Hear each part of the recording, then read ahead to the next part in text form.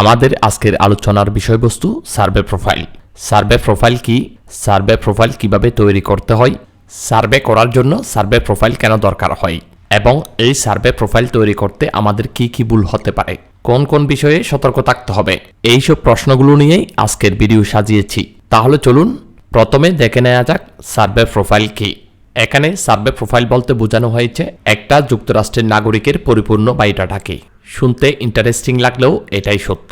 আমরা বাংলাদেশ থেকে সার্ভে কাজটা করি নিজেকে একজন যুক্তরাষ্ট্রের নাগরিক হিসেবে রিপ্রেজেন্ট করে। অন্যজনকে রিপ্রেজেন্ট করে কাজ করতে গেলে আপনাকে কিছু না কিছু নোট করে রাখতে হবে, অন্যথায় তার সম্পর্কে প্রশ্ন করা হলে আপনি অ্যাকিউরেটলি উত্তর দিতে পারবেন না।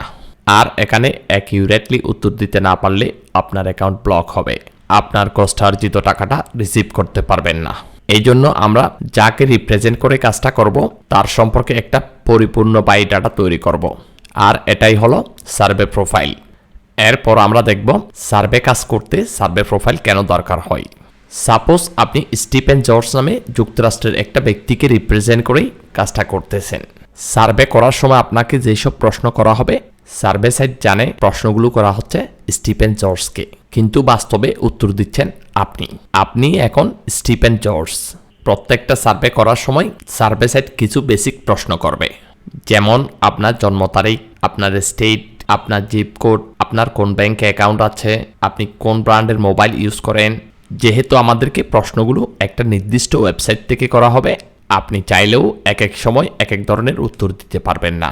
এক এক সময় এক এক ধরনের উত্তর দিলে তারা বুঝতে পারবে আপনি স্টিফেন জর্জ নয়, তখন তারা আপনার অ্যাকাউন্টটা ব্লক করে দিবে, আপনার পরিশ্রম করা টাকাটা তারা আটকে দিবে।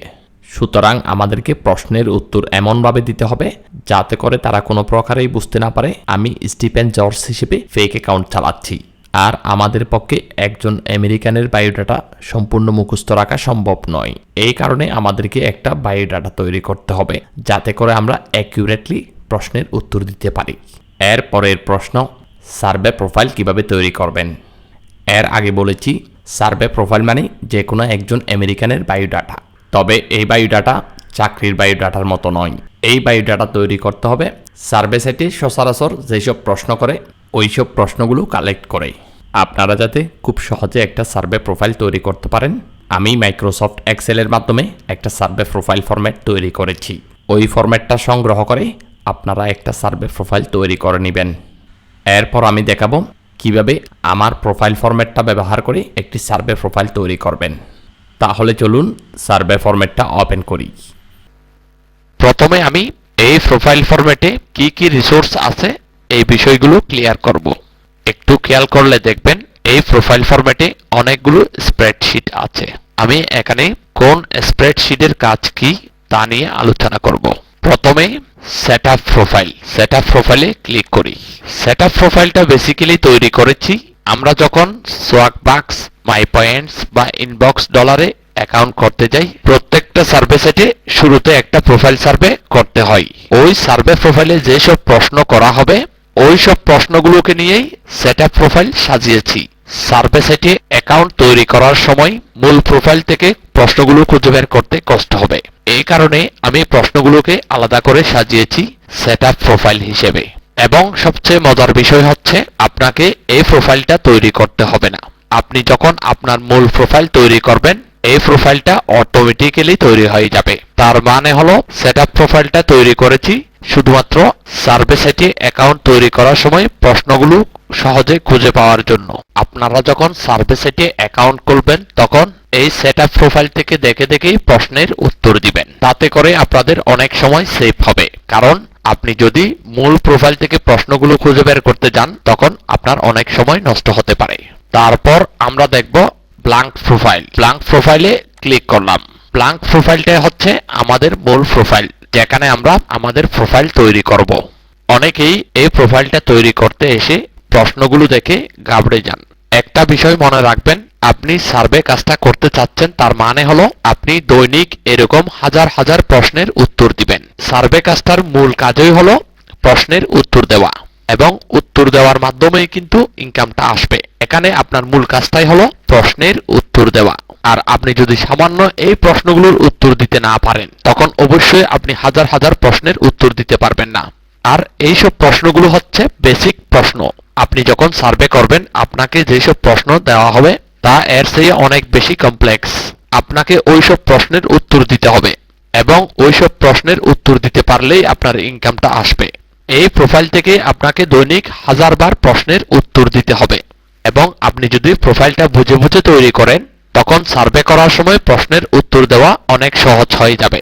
আর যদি মনে করেন এই কাজটা আপনার জন্য অনেক কঠিন, তাহলে সার্ভে কাজটা না করাই শ্রেয়।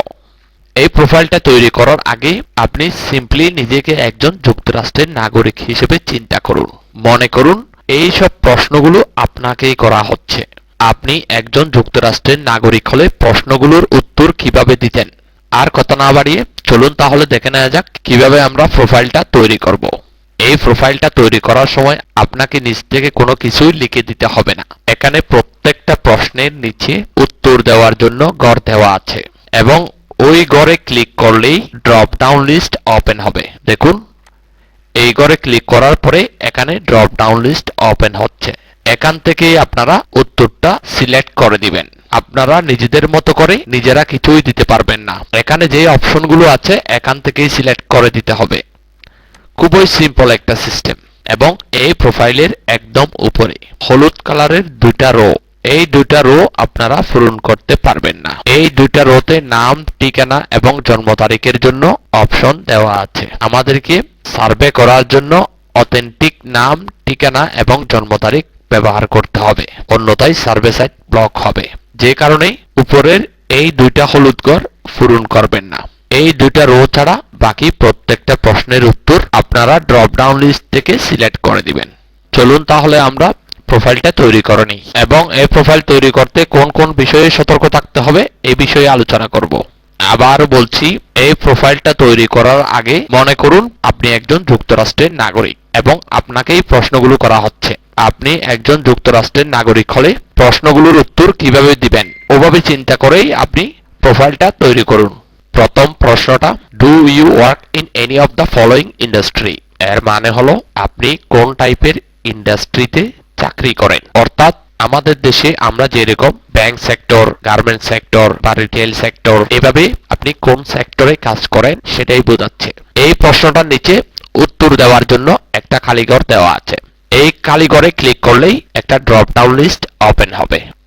এখানে দেখুন বিভিন্ন টাইপের ইন্ডাস্ট্রি দেওয়া আছে।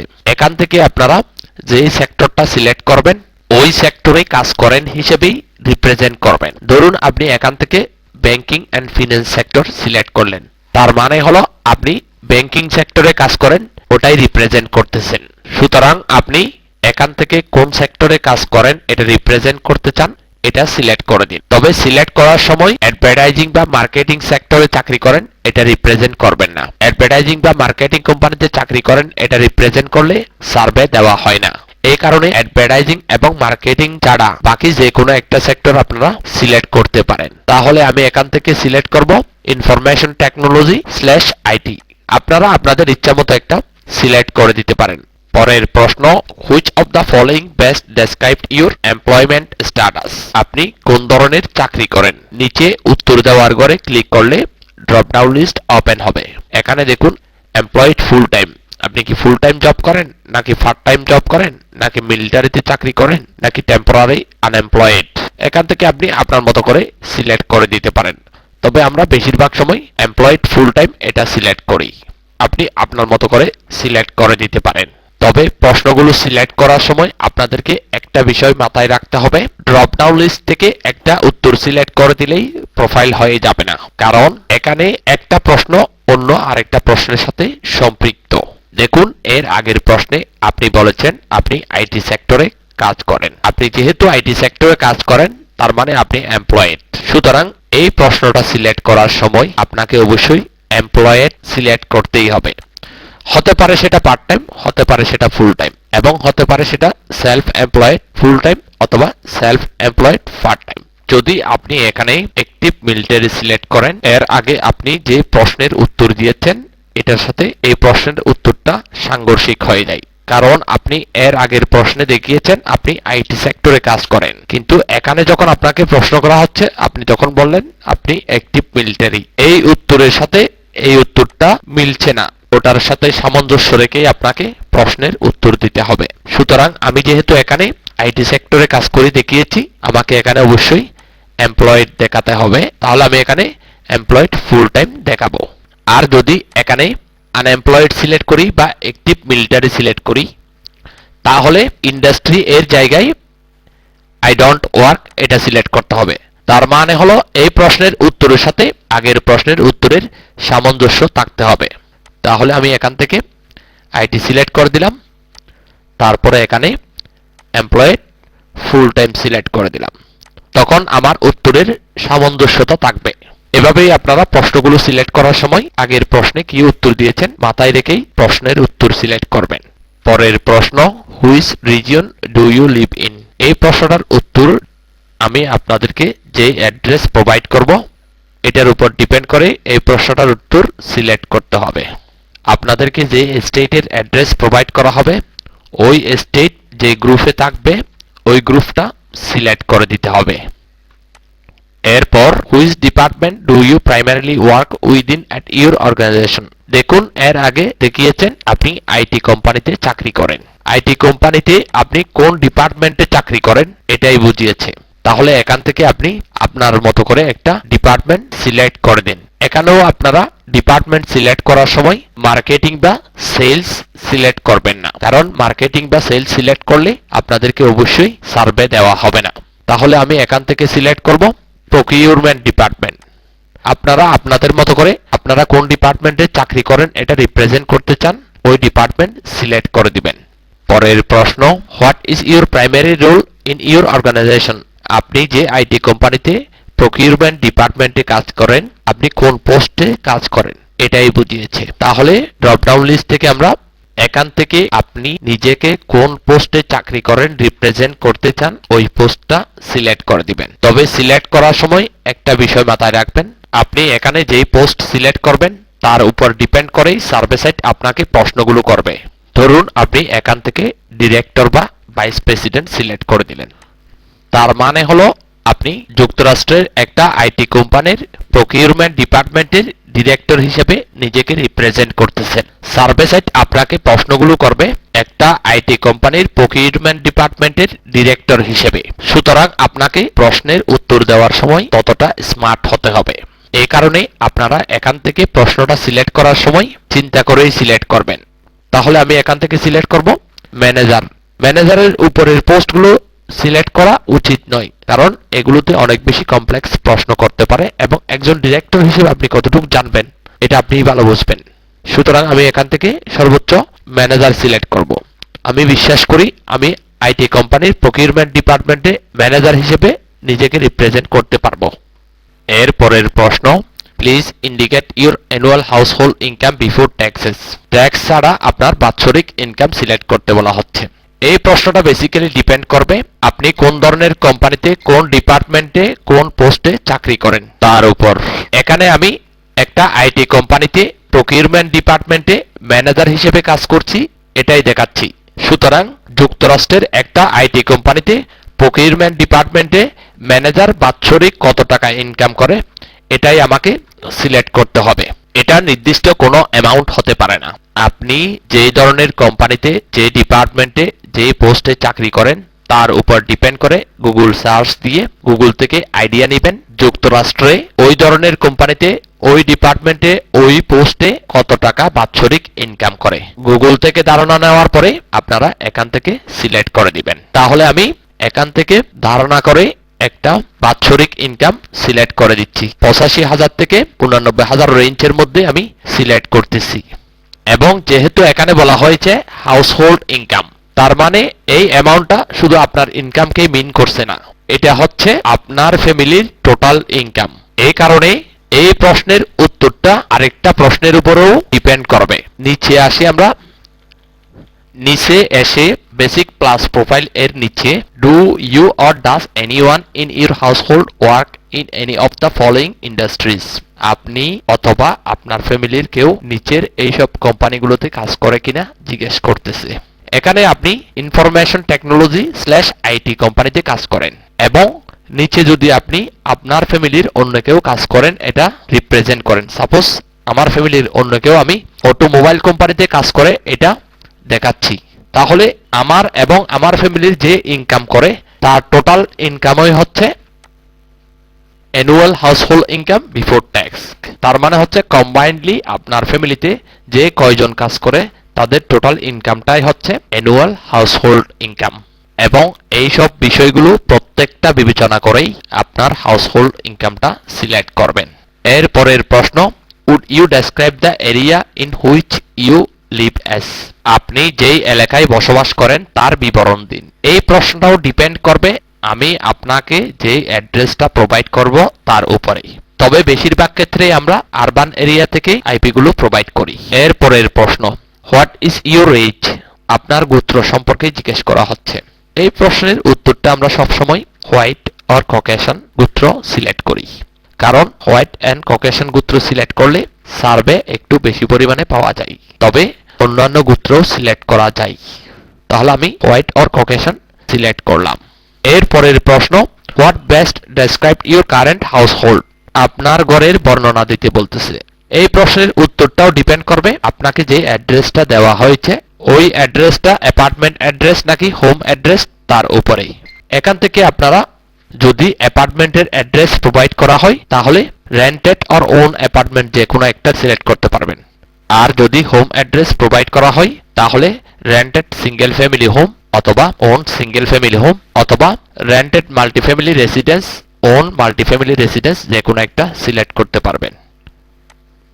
পরের প্রশ্ন, approximately what is the renewal avenue for your organisation?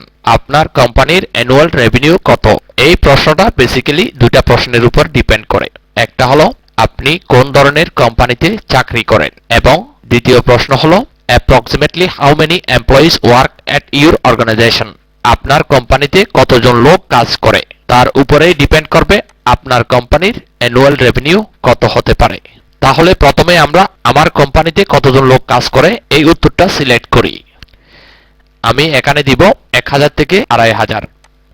আপনারা আপনাদের মতো করে একটা সিলেক্ট করে দিবেন। আমার প্রোফাইল মতে যুক্তরাষ্ট্রের একটা আইটি কোম্পানিতে যেখানে 1 থেকে 2500 লোক কাজ করে, এই ধরনের একটা কোম্পানিতে অ্যানুয়াল রেভিনিউ যত হতে পারে এটাই আমাকে সিলেক্ট করতে হবে। তো আপনারাও যেই ধরনের কোম্পানি এবং কতজন কাজ করে এটা সিলেক্ট করার পরে এটার উপর ডিপেন্ড করেই গুগলে সার্চ দিবেন ওইরকম একটা কোম্পানির অ্যানুয়াল রেভিনিউ কত হতে পারে। গুগল থেকে ধারণা নিয়ে আপনারা এই প্রশ্নের উত্তর দিবেন। আমি আমার প্রোফাইলের উপর বেস করে এই প্রশ্নের উত্তর সিলেক্ট করব 100 থেকে 250 মিলিয়ন। আপনারাও আপনাদের প্রোফাইল অনুযায়ী গুগল সার্চ করে এই প্রশ্নের উত্তর সিলেক্ট করে দিবেন। তারপরের প্রশ্ন, are you Hispanic, Latino or Spanish origin? এই প্রশ্নের উত্তরটা সবসময় নট হিস্প্যানিক সিলেক্ট করতে হবে, কারণ আপনি যদি কোনো একটা অরিজিন সিলেক্ট করেন তখন আপনাকে স্প্যানিশ ল্যাঙ্গুয়েজের সার্ভেগুলো দিবে, আপনি ওইসব সার্ভে করতে পারবেন না। এই কারণে আমরা সবসময় নট হিস্প্যানিক এই অপশনটা সিলেক্ট করব। এর পরের প্রশ্ন, what is your sexual orientation? এই প্রশ্নটার উত্তর সবসময় হেটেরোসেক্সুয়াল দিবেন। এর পরের প্রশ্ন, what is the highest level of education you have completed? এই প্রশ্নের উত্তরটা সবসময় ব্যাচেলার্স ডিগ্রি অথবা মাস্টার্স অর প্রফেশনাল ডিগ্রি, এই দুইটার যে কোনো একটা দিবেন। অনেকেই ডক্টরেট ডিগ্রি সিলেক্ট করে। ডক্টরেট ডিগ্রি সিলেক্ট করলে আপনাদেরকে কিছু কমপ্লেক্স প্রশ্ন করবে যা হয়তো আপনি সলভ করতে পারবেন না, যে কারণে আমরা এখান থেকে ব্যাচেলার্স ডিগ্রি অথবা মাস্টার্স অর প্রফেশনাল ডিগ্রি যে কোনো একটি সিলেক্ট করব। তাহলে আমি এখানে masters or professional degree select করলাম। এর পরের প্রশ্ন, are you registered to vote? এটা সবসময় ইয়েস দিবেন। এর পরের প্রশ্ন, what is slash was your major at university slash college? আপনি ইউনিভার্সিটি বা কলেজে কোন সাবজেক্টের উপরে স্টাডি করেছেন? এই প্রশ্নটা দিবেন আপনি কোন ডিপার্টমেন্টে কাজ করেন তার উপর বেস করে। এখানে আমি যেহেতু প্রকিউরমেন্ট ডিপার্টমেন্ট সিলেক্ট করেছি, আমি যে কোনো একটা সাবজেক্ট সিলেক্ট করতে পারি। কিন্তু আপনি যদি এখান থেকে কোনো টেকনিক্যাল ডিপার্টমেন্টে কাজ করেন, এটা রিপ্রেজেন্ট করেন, যেমন আপনি আইটি ডিপার্টমেন্টে চাকরি করেন, এটা রিপ্রেজেন্ট করলে অবশ্যই আপনার ব্যাকগ্রাউন্ড আইটি দিতে হবে। আপনি যদি লিগ্যাল ডিপার্টমেন্ট সিলেক্ট করেন, এখান থেকে আপনাকে অবশ্যই ল ডিপার্টমেন্ট সিলেক্ট করতে হবে। আপনি যদি ব্যাংকিং ফাইন্যান্সিয়াল ডিপার্টমেন্ট সিলেক্ট করেন, এখানে অবশ্যই আপনাকে বিজনেস অ্যাডমিনিস্ট্রেশন সিলেক্ট করতে হবে। এভাবেই আপনারা কোন ডিপার্টমেন্ট সিলেক্ট করেছেন এটার উপর বেস করেই আপনার এডুকেশন ব্যাকগ্রাউন্ডটা সিলেক্ট করবেন। আমার এখানে প্রকিউরমেন্ট ডিপার্টমেন্টে কাজ করার জন্য কোনো নির্দিষ্ট ব্যাকগ্রাউন্ডের প্রয়োজন নেই। আমি এখান থেকে ইকোনমিক্স সিলেক্ট করতে পারি বা হিউম্যানিটিস সিলেক্ট করতে পারি। আমি তাহলে ইকোনমিক্স সিলেক্ট করলাম। এরপরের প্রশ্ন, what are your household investable asset not including home ownership? আপনার হোম ওনারশিপ ছাড়া ইনভেস্ট করার মতো টাকা কত আছে? এই প্রশ্নটা আপনি আপনার মতো করে সিলেক্ট করতে পারেন, তবে মোটামুটি ভালো একটা রেঞ্জ দিলে ভালো হয়। আমি 5 লাখ থেকে 9,99,000 রেঞ্জটা সিলেক্ট করলাম। এরপরের প্রশ্ন, হোয়াট ইজ ইউর রিলিজিয়ন?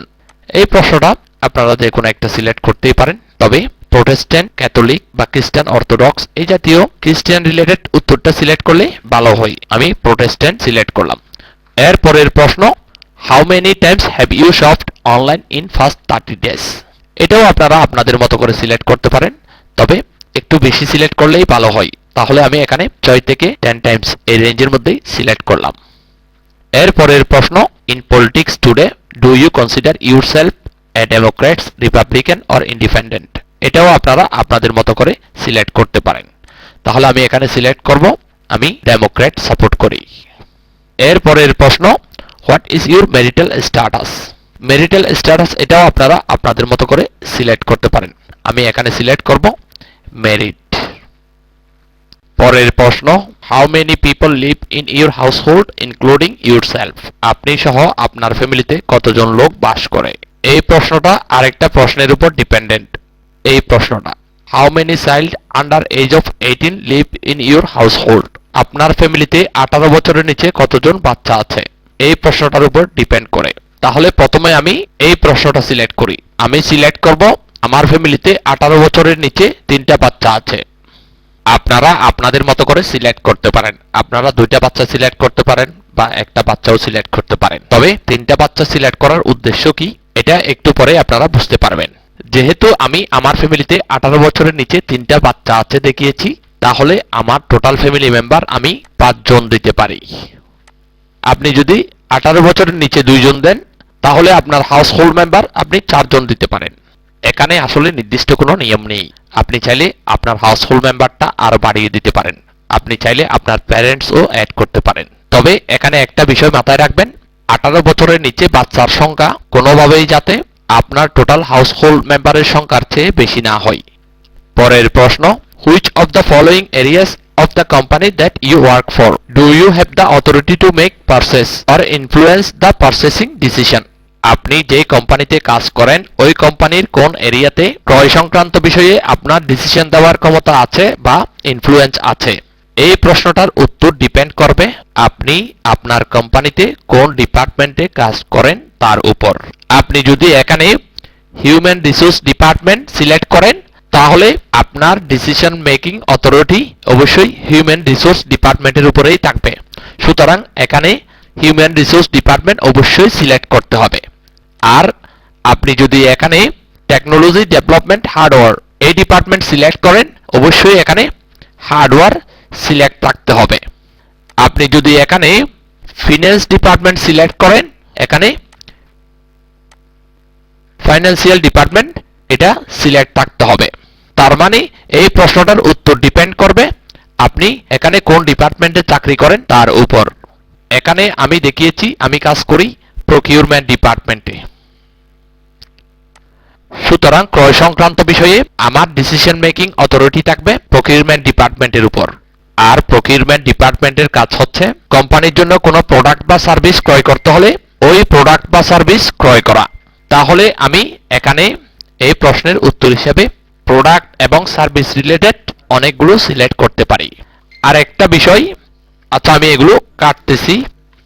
এতক্ষণ আমি প্রশ্নের উত্তর দেওয়ার সময় প্রত্যেকটা প্রশ্নের নিচে একটা করে ঘর ছিল, কিন্তু এই প্রশ্নের নিচে উত্তর দেওয়ার জন্য অনেকগুলো ঘর দেওয়া আছে। তার মানে হচ্ছে এই প্রশ্নে মাল্টিপল উত্তর দেওয়ার সুযোগ আছে। একইভাবে এই প্রোফাইলের পরবর্তী অংশেও যেই সব প্রশ্নের নিচে অনেকগুলো ঘর থাকবে, তার মানে ওই সব প্রশ্নগুলোতে মাল্টিপল উত্তর দেওয়া যাবে, মানে একটার বেশি উত্তর দেওয়া যাবে। তাহলে এই প্রশ্নের উত্তর আমি একটা একটা সিলেক্ট করি। আমি আইটি হার্ডওয়্যারের উপরেই ডিসিশন মেকিং অথরিটি রাখি, এটা দিলাম যেহেতু এটা একটা প্রোডাক্ট। তারপর আইটি সফটওয়্যারও দিতে পারি, তারপর প্রিন্টার অ্যান্ড কপিয়ার দিতে পারি, তারপর অফিস সাপ্লাই দিতে পারি, তারপর টেলিকমিউনিকেশন দিতে পারি, তারপর ফুড সার্ভিস দিব। এই 6টা সিলেক্ট করলাম। যেহেতু আমি প্রকিউরমেন্ট ডিপার্টমেন্টে কাজ করি, সুতরাং এখানে অনেকগুলো অপশন দেওয়ার সুযোগ আছে। আপনারাও এই প্রশ্নের উত্তর সিলেক্ট করার সময় আপনাদের ডিপার্টমেন্টের উপর ডিপেন্ড করেই এই প্রশ্নের উত্তর সিলেক্ট করবেন। পরের প্রশ্ন, child 1 gender and age, child 2 gender and age, child 3 gender and age. এই প্রশ্নটা ডিপেন্ড করবে এই প্রশ্নটার উপর। আপনার ঘরে 18 বছরের নিচে কয়জন বাচ্চা আছে, এই বাচ্চাদের জেন্ডার এবং এজ সিলেক্ট করতে বলা হচ্ছে। এখানে আপনি সর্বোচ্চ 3টা বাচ্চা দেখাতে পারবেন, কারণ এই প্রোফাইলে মাত্র 3টা বাচ্চার ইনফরমেশন বসানোর জন্য অপশন দেওয়া আছে। আমার যেহেতু 18 বছরের নিচে 3টা বাচ্চা আছে, সুতরাং আমাকে চাইল্ড 1, চাইল্ড 2, চাইল্ড 3 এই 3টা বাচ্চার ইনফরমেশন দিতে হবে। আপনাদের প্রোফাইলে যে কয়টা বাচ্চা রিপ্রেজেন্ট করবেন, আপনাদের প্রোফাইল অনুযায়ী আপনাদেরকে এই ইনফরমেশনগুলো পূরণ করতে হবে। যদি এখানে আপনি 18 বছরের নিচে 2টা বাচ্চা সিলেক্ট করেন, তাহলে এখানে 18 বছরের নিচে 2টা বাচ্চার ইনফরমেশন দিবেন। আর যদি আপনি 18 বছরের উপরে একটা বাচ্চা সিলেক্ট করেন এবং 18 বছরের নিচে 2টা বাচ্চা সিলেক্ট করেন, তাহলে 18 বছরের উপরে বাচ্চার ইনফরমেশনটা চাইল্ড 1 এর জায়গায় বসিয়ে দিবেন। 18 বছরের নিচে 2টা বাচ্চার ইনফরমেশন পর্যায়ক্রমে চাইল্ড 2 এবং চাইল্ড 3 এই অপশনে বসিয়ে দিবেন। তবে একটা বিষয় মাথায় রাখবেন, 18 বছরের উপরে হোক বা 18 বছরের নিচে হোক, যে কয়টা বাচ্চার ইনফরমেশন আপনি দিবেন এগুলো যেন আপনার টোটাল হাউস হোল্ড মেম্বারে কাউন্ট করেন। আমার প্রোফাইলে আমি 18 বছরের নিচে 3টা বাচ্চা দেখিয়েছি, সুতরাং আমি 3টা বাচ্চার ইনফরমেশন পূরণ করব। চাইল্ড 1 এর জায়গায় প্রথম বাচ্চাটা দিব বয় এজ 12। আমার প্রথম বাচ্চাটা সিলেক্ট করেছি 12 বছরের একটা ছেলে। এর নিচে তারিখের জন্য যে ঘরটা দেখাচ্ছে, এখানে আমাকে ওর জন্ম তারিখটা ঠিক করে দিতে হবে। আর ডেটের নিচে যে সংখ্যাটা দেখাচ্ছে এটাই হচ্ছে বয়স। এই বয়সের ঘরটা আপনি চেঞ্জ করতে পারবেন না। উপরে ডেটের ঘরে ডেটটা অ্যাডজাস্ট করলে নিচের বয়সটা অটোমেটিক্যালি চেঞ্জ হবে। আমাদেরকে এই ডেটটা চেঞ্জ করার মাধ্যমে উপরে যে বয়সটা সিলেক্ট করবেন এটার সাথে নিচের বয়সটাকে মিলাতে হবে। এখানে আমি বয় এজ 12 সিলেক্ট করেছি, সুতরাং আমাকে নিচেরটাও 12 বানাতে হবে। এটা করার জন্য আপনারা ডেটের ঘরে ক্লিক করবেন। ডেটের ঘরে ক্লিক করার পরে উপরে ফর্মুলা বারে এসে আমরা ডেটটা চেঞ্জ করব। ডেটটা 3টা অংশে বিভক্ত। প্রথম অংশ মাস, তাহলে আমরা মাসটা চেঞ্জ করি। 11টা কেটে এখানে দিব 5। তারপর মাঝখানের অংশটা দিন, এটাও একটু চেঞ্জ করি। এটা কেটে মাঝখানে দিব 20। তারপর পরের অংশটা সাল, এটাও কাটলাম। এটা কেটে 2008 দিলেই মনে হয় 12 বছর হবে। এই ডেটটা চেঞ্জ করার সময় মাথায় রাখবেন মাঝখানে যেন স্ল্যাশগুলো থাকে। তারপরে এন্টার দিলাম। দেখুন এন্টার দেওয়ার পরে এই ডেটটা চেঞ্জ হয়ে গেছে এবং উপরে 12 নিচেও 12 হয়ে গেছে। তার মানে হলো আমরা জন্ম তারিখটা মিলাতে পেরেছি। এরপর চাইল্ড 2 এর জায়গায় দ্বিতীয় বাচ্চার বয়স দিব গার্ল 7 সিলেক্ট করলাম। এরপর ঠিক আগের মতো করে ওর জন্ম তারিখটা অ্যাডজাস্ট করে দিই। এখানে ক্লিক করলাম, ক্লিক করে এটা চেঞ্জ করে দিলাম।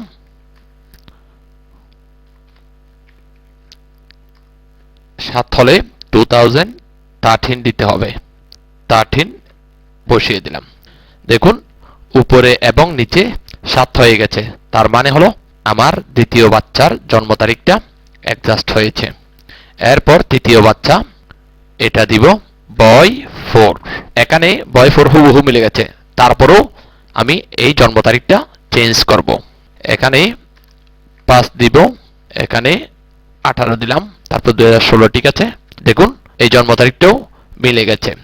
আমি যে বাচ্চার বয়স এবং জন্মসাল বসিয়েছি আপনারাও একই ধরনের বসাবেন না। আপনারা একই প্রসিডিউর মেনটেন করে একটু ডিফারেন্ট জন্মসাল এবং বাচ্চার বয়স বসাবেন। বেসিক প্রোফাইলটা কমপ্লিট হয়েছে। এরপর বেসিক প্লাস প্রোফাইল, তাহলে একটু উপরে তুলি। বেসিক প্লাস প্রোফাইলে প্রথম প্রশ্নটা, in your household are you the person who makes most of the daily purchasing decision. এই প্রশ্নের উত্তর সবসময় ইয়েস অল ডিসিশন এটাই সিলেক্ট করবেন। পরের প্রশ্ন, do you currently work in any of the following occupation, please select one response only. তাহলে এখানে ক্লিক করি। ক্লিক করার পরে দেখুন এখানে প্রত্যেকটা প্রশ্নই কনস্ট্রাকশন রিলেটেড, সুতরাং আমরা এখানে সরাসরি নন অফ দ্য অ্যাবভ এটা সিলেক্ট করব। পরের প্রশ্ন, do you or does anyone in your household work in any of the following industry, আপনি অথবা আপনার ফ্যামিলির অন্য কেউ নিচের ইন্ডাস্ট্রি বা সেক্টরে কাজ করে কিনা। এই প্রশ্নের নিচে উত্তর দেওয়ার জন্য দুটো অপশন আছে। এখানে দেখুন একটা অটোমেটিক্যালি সিলেক্ট হয়ে আছে, এটা হলো আপনি উপরে দেখিয়েছেন ইনফরমেশন টেকনোলজি সেক্টরে কাজ করেন, উপরে সিলেক্ট করেছেন, এই জন্য এটা অটোমেটিক্যালি এখানে অ্যাড হয়েছে। এটা আপনি চেঞ্জ করতে পারবেন না, উপরে চেঞ্জ করলে এটা অটোমেটিক্যালি চেঞ্জ হয়ে যাবে। এর নিচে উত্তর দেওয়ার জন্য আরেকটা অপশন আছে। আপনি যদি দেখাতে চান আপনার ফ্যামিলিতে আপনি ছাড়াও অন্য কেউ কাজ করে এবং সে কোন সেক্টরে কাজ করে, এই জায়গায় সিলেক্ট করে দিতে পারেন। তাহলে এখানে আমি আমার ফ্যামিলিতে আরেকজন কাজ করে রিপ্রেজেন্ট করব। আমি এখান থেকে সিলেক্ট করব আমার ফ্যামিলির অন্য কেউ অটোমেটিভ কোম্পানিতে চাকরি করে। আপনারাও আপনাদের মতো করে এখান থেকে যে কোনো একটা সিলেক্ট করে দিতে পারেন, তবে এখানেও অ্যাডভার্টাইজিং বা মার্কেটিং রিলেটেড কোনো সেক্টর সিলেক্ট করবেন না। তাহলে আমি এখানে সিলেক্ট করব অটোমেটিভ, তার মানে আমি কাজ করি ইনফরমেশন টেকনোলজি সেক্টরে আর আমার ফ্যামিলির অন্য কেউ কাজ করে অটোমেটিভ সেক্টরে। এটা সিলেক্ট করতেই হবে তা কিন্তু নয়, আপনি চাইলে আপনার ফ্যামিলিতে শুধুমাত্র আপনিই কাজ করেন ওভাবেও রিপ্রেজেন্ট করতে পারবেন। আপনার ফ্যামিলিতে শুধুমাত্র আপনি কাজ করেন এইরকম রিপ্রেজেন্ট করতে চাইলে এখানে কোনো কিছু সিলেক্ট করার দরকার নেই, এই ঘরটা খালি রাখবেন। এর পরের প্রশ্ন, please choose the option that best describe your household, নিচের অপশনগুলো সিলেক্ট করুন যেটা আপনার ফ্যামিলির সাথে সবচেয়ে বেশি মিলে। তাহলে উত্তর দেওয়ার ঘরে ক্লিক করলাম। এই প্রশ্নের উত্তর ডিপেন্ড করবে উপরে বেসিক প্রোফাইলে আপনি বাচ্চাদের যে ইনফরমেশন দিয়েছেন তার উপর। তাহলে চলুন উপরে গিয়ে দেখি। এখানে দেখুন আমি আমার বাচ্চার ইনফরমেশন দিয়েছি। 18 বছরের নিচে আমার 3টা বাচ্চা আছে, 18 বছরের উপরে কোনো বাচ্চা নেই। তাহলে এখান থেকে যে সেন্টেন্সগুলো আমার প্রোফাইলের সঙ্গে যাবে ওই সেন্টেন্সগুলো আমাকে সিলেক্ট করতে হবে। প্রথম সেন্টেন্সটা, I am pregnant/expecting a child within next 9 months। এই প্রশ্নটা সিলেক্ট করতে পারি বা সিলেক্ট নাও করতে পারি, কারণ এটা ভবিষ্যৎ সম্পর্কে বোঝাচ্ছে। এটা আমি সিলেক্ট করলাম। এরপরে নিচের অপশনে ক্লিক করলাম।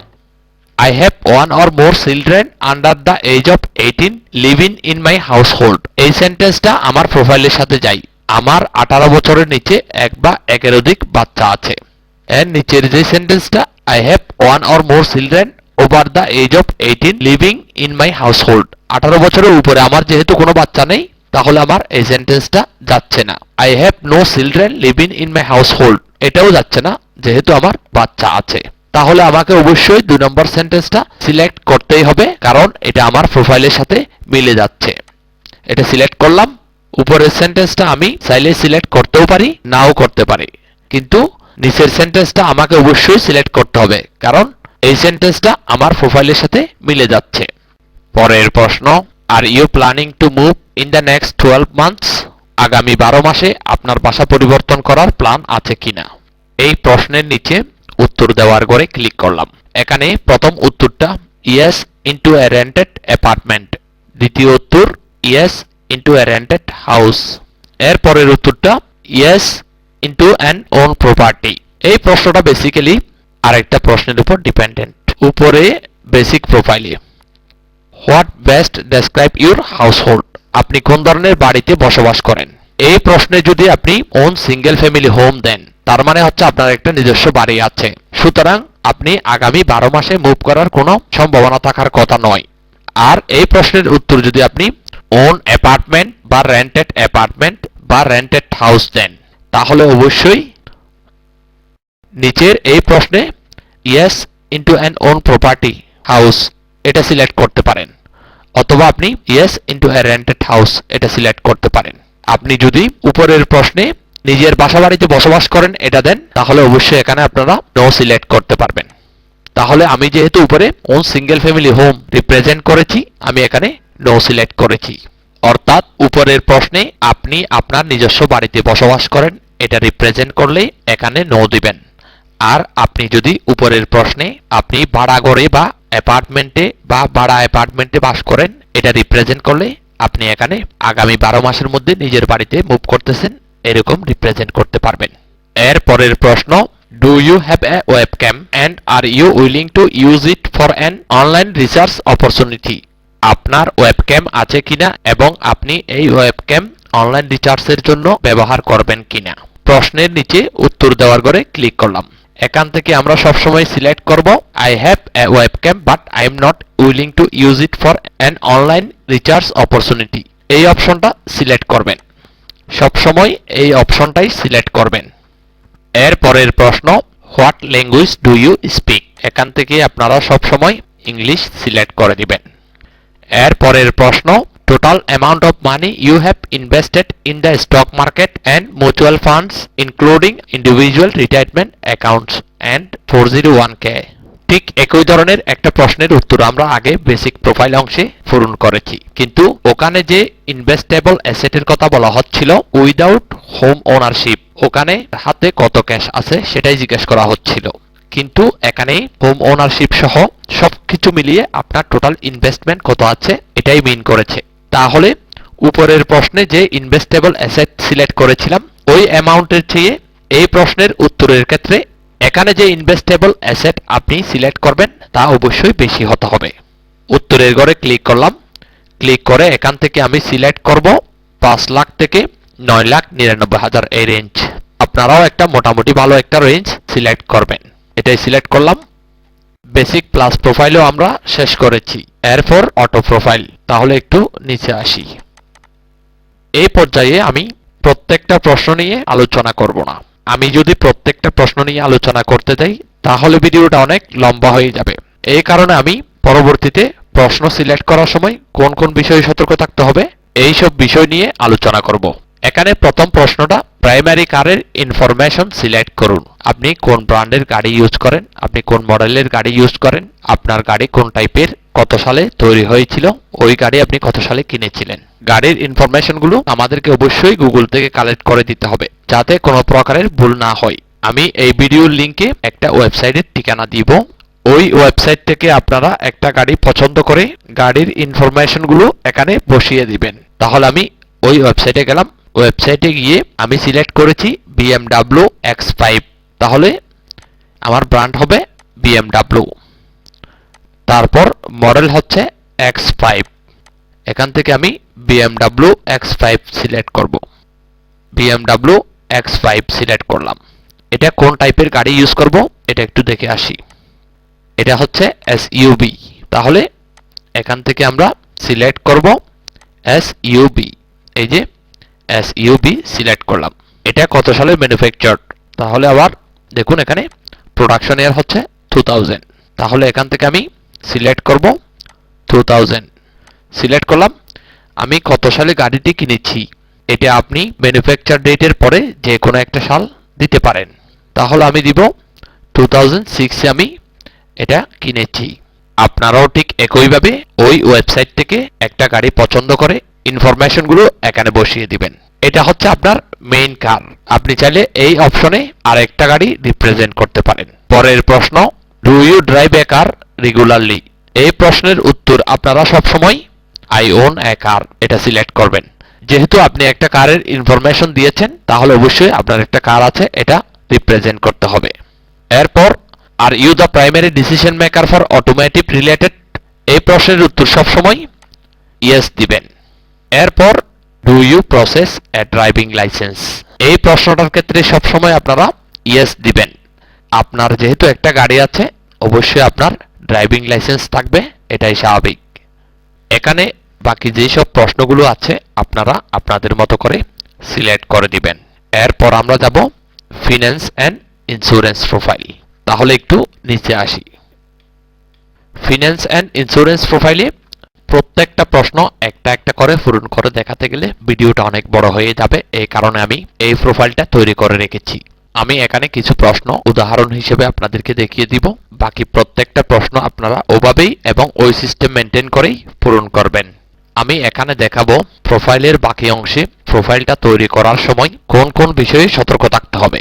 ফিন্যান্স অ্যান্ড ইন্স্যুরেন্স প্রোফাইলে প্রথম প্রশ্নটা, are you saving for college for anyone in your household or family? আপনি আপনার ফ্যামিলির কারোর জন্য কলেজ সেভিং করেন কিনা? এই প্রশ্নে আপনি যদি ইয়েস সিলেক্ট করেন, নিচের প্রশ্নে আপনাকে প্রশ্ন করা হচ্ছে how are you saving for college? কিভাবে কলেজের সেভিং করেন? তাহলে নিচের প্রশ্নে অবশ্যই আপনাকে কোনো একটা সেভিং প্ল্যান সিলেক্ট করতে হবে। উপরের প্রশ্নে ইয়েস দেওয়ার অর্থ হচ্ছে আপনার সেভিং প্ল্যান আছে, তার মানে নিচের প্রশ্নে আপনার এখান থেকে যে কোনো একটা মাধ্যমে সেভিং প্ল্যান থাকবে, এটাই স্বাভাবিক। আর উপরে যদি আপনি নো সিলেক্ট করেন, তার মানে হচ্ছে আপনার কোনো সেভিং প্ল্যান নাই। তাহলে নিচের প্রশ্নে উত্তর দেওয়ার প্রশ্নই আসে না।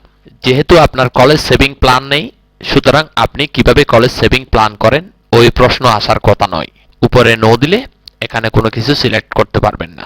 আর এখানে আমি দিয়েছিলাম ইয়েস, এই জন্য আমি এখান থেকে দুইটা সিলেক্ট করেছি।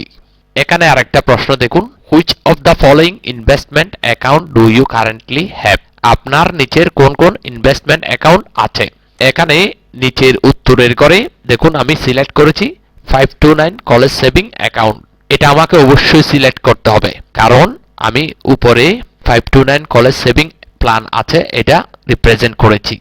আমি যেহেতু এখানে 529 কলেজ সেভিং প্ল্যান আছে এটা দেখিয়েছি, আমাকে অবশ্যই অন্য যে কোনো জায়গায় প্রশ্ন করলে 529 কলেজ সেভিং প্ল্যান আছে এটা দেখাতে হবে।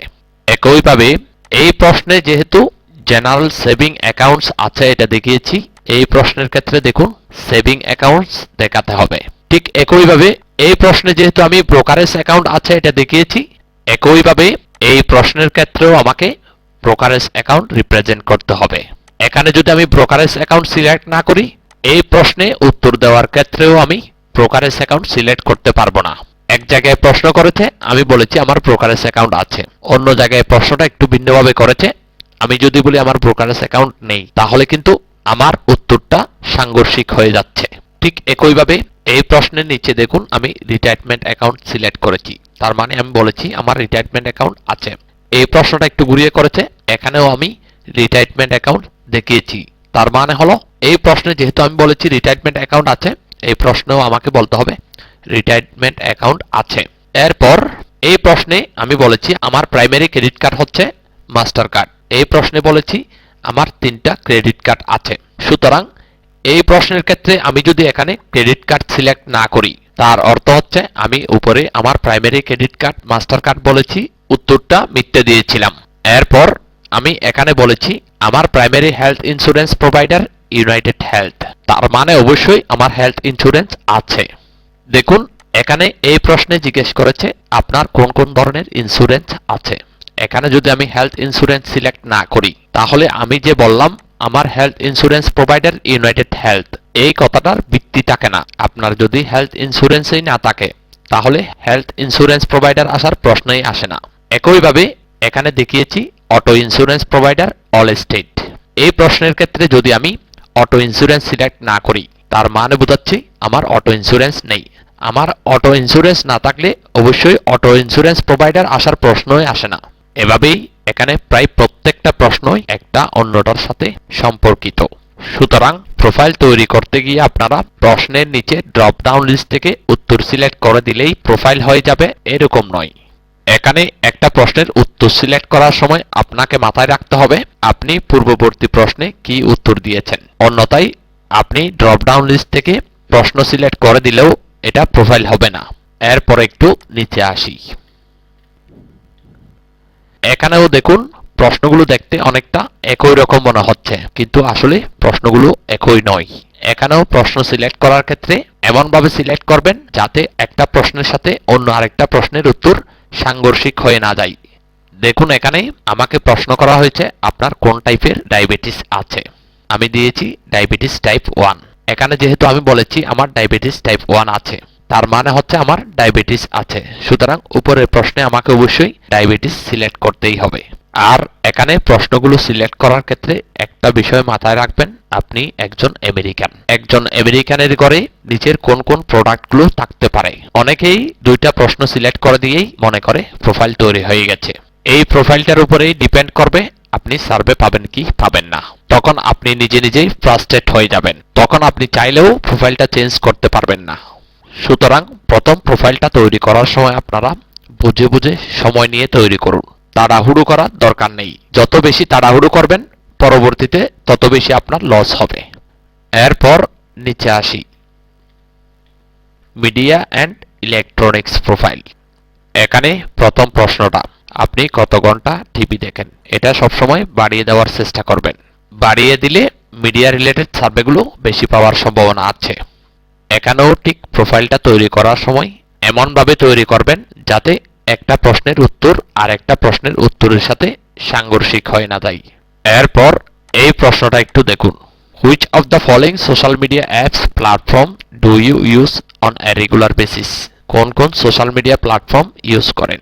আমরা বাঙালি হিসেবে এখানে অনেকগুলো প্ল্যাটফর্ম ইউজ করি। সুতরাং একজন আমেরিকান নাগরিক আমাদের চেয়ে বেশি ইউজ করবে, এটাই স্বাভাবিক। অনেকে এখানে 3-4টা সিলেক্ট করে দিয়েই তাদের কাজ শেষ করে দেয়। অনেকেই সিলেক্ট করার সময় ইউটিউব সিলেক্ট করে না, ফেসবুক সিলেক্ট করে না, টুইটার সিলেক্ট করে না, ইনস্টাগ্রাম সিলেক্ট করে না, টুয়াইস সিলেক্ট করে না, রেডিট সিলেক্ট করে না, লিঙ্কডইন সিলেক্ট করে না। সিলেক্ট করার সময় এমনভাবে সিলেক্ট করুন যাতে বাস্তবতার সাথে মিল থাকে। আপনি যদি লিঙ্কডইন ইউজ করেন তাহলে একজন আমেরিকান লিঙ্কডইন ইউজ করবে না। এটা কিভাবে ভাবেন? আপনি যদি ইউটিউব ইউজ করেন, একজন আমেরিকান ইউটিউব ইউজ করবে না। এটা ভাবাটা বোকামি।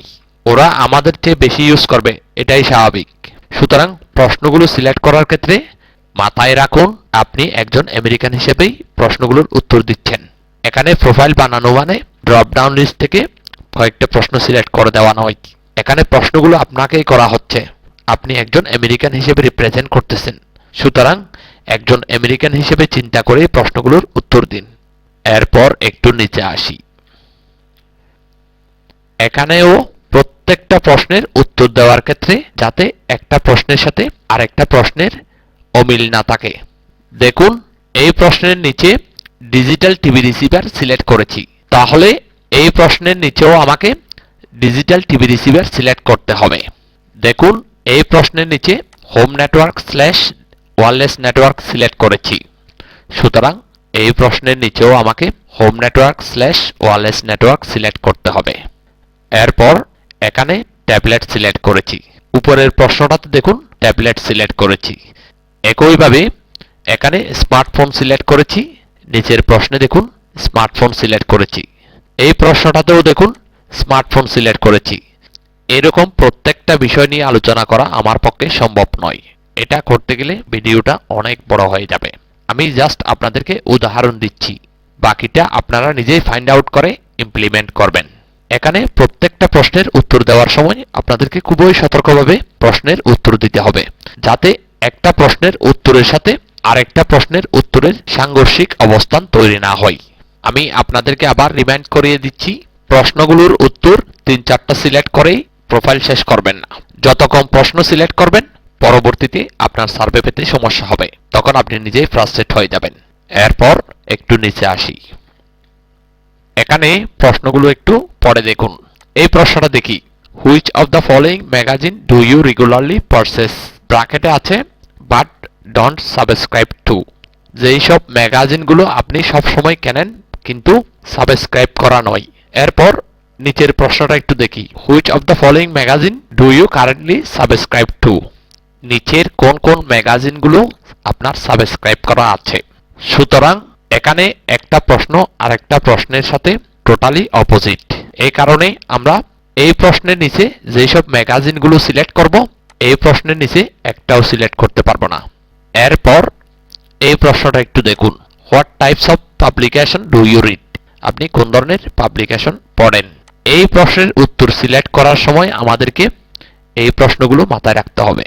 এখানে প্রত্যেকটা প্রশ্ন মাথায় রাখতে হবে। এখানে যে টাইপের ম্যাগাজিনগুলো আমরা সিলেক্ট করেছি ওই টাইপের ম্যাগাজিনগুলো অবশ্যই এখানে সিলেক্ট করতে হবে। সাপোজ আমি এখানে এন্টারটেনমেন্ট উইকলি সিলেক্ট করেছি, তার মানে এখানে এন্টারটেনমেন্ট রিলেটেড পাবলিকেশন আমি পড়ি, এটা রিপ্রেজেন্ট করতে হবে।